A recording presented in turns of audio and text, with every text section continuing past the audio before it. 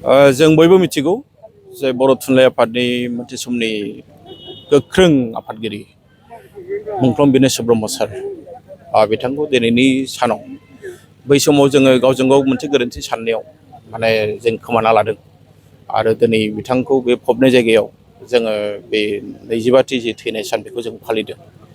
बेवहाय बर' थुनलाइ आफाद आरो लोगोसे जोंहा फोथायफुनजि आफाद दङ, बेजों जों जयै फालिदों आरो बेवहाय जों नुनो मोन्दों जोंनि आसामनि केबिनेट मन्थ्रि बिथां फैदों।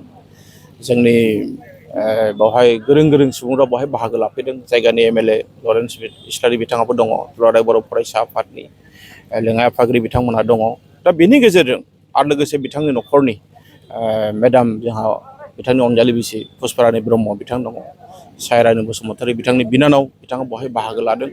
आरो बेनि गेजेरजों जोङो जोंनि जेनेरेसननो जोंनि उन जोलैनो जों बेखौनो बुंनो नागिरदों जे बिनेस्वर ब्रह्म सारा बर' हारिनो मा होलाङाखै, बिथाङा दिनै जोंनो गोबां बिहोमा होलांदों। नाथाय बै बिहोमाखौ जोंनि आथिखाल थांनानै थानाय सुबुंजों लोगोसे जोंनि जेनेरेसनफ्रा जोंनि उन जोलैफ्रा जाहाथे बिथांखौ बावनानै थाङा।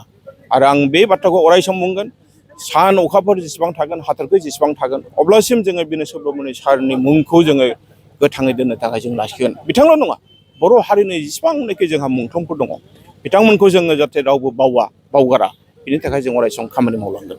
बिथांनि लिरनाय माखासे बिजाबफोर दं होनदों, बेफोरखौ माबोरै फोसाबनो हागोन? जोङो दहाय सासे जोंनि गेदेमा आलासि बिथाङा जाय गोजोन खौसेथिनि फारु बिरहोदों, बिथाङा बे बाथ्राखौ गोसोखांहोदों आरो आं दिनै नोंथांमोननि मिडियानि गेजेरजों बे बाथ्राखौ मिथिहोदों जे जों गाबोननिफ्रायनो बे बेलायाव जोंनि सासे नेहाथारि बर' थुनलाइ आफादनि बिथांनो मोनसे दायथ' होनाय जागोन, जाहाथे बिथाङा जोंनि मुंख्लंनि न'खराव थांनानै जोंनि मुंख्लंनि अनजालि बिसि मेडाम पुष्पारानि ब्रह्म बिथांजों रायज्लायनानै जाहाथे मा मा लिरनाय दङ बेखौ लाबोनो हायो। आरो लोगो लोगो जोङो फैगोन जानुवारि दानाव बर' थुनलाइ आफादनि जोंहा 65थि बोसोरारि जथुम्मा दङ, जाहाथे बेवहाय जोङो सेबखांनो हायो, बिनि थाखाय जोङो खामानि मावगोन।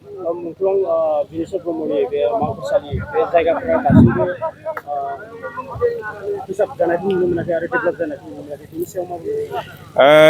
आं बिनि सोमोन्दै एसे आगोलाव जोंनि मानिजाथाव क'क्राझार सानजानि एमएलए लरेन्स इसलारि फंबायजों आङो सावरायदों आरो बिथाङा मोनसे बाथ्राखौ मिथिहोदों, बेवहाय गोबां प्रजेक्ट हमनाय जाबाय आरो बे प्रजेक्टआ नैबे बिटिआरनि जि इलेक्सन बिनि उनावनो बे खामानिया जागोन। बेखायनो जोबोद गोजोननाय मोनदों जे बेवहाय गोबां जौगानाय आर्ट फिलिं बेवहाय थागोन, हा खोनाय, लोगोसे नैबे जेनाखि मुंख्लं थावनि बेखौबो गोजौ खालामगोन। जोंनि बै जि स्टेज बेखौबो बुख्रुबनानै गोदान बानायगोन। बे गासैबो खोथाखौ जोंनो बिथाङा मिथिहोदों।